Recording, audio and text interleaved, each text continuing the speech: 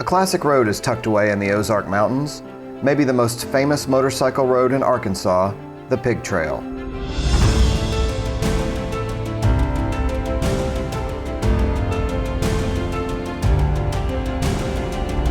The Pig Trail Scenic Byway is 20 some odd miles of Arkansas Highway 23 between St. Paul and Ozark. It's unknown where the name comes from.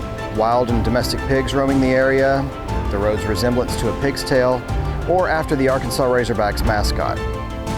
Whichever origin story about the Pig Trail you want to believe, you should make a point to ride it.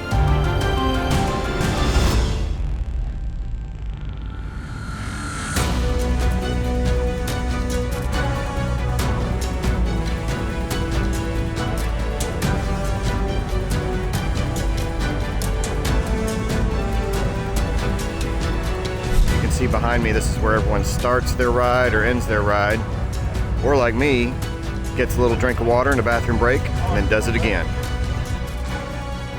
Twisting through tunnels of trees in the Ozarks, the Pig Trail is a can't-miss classic road.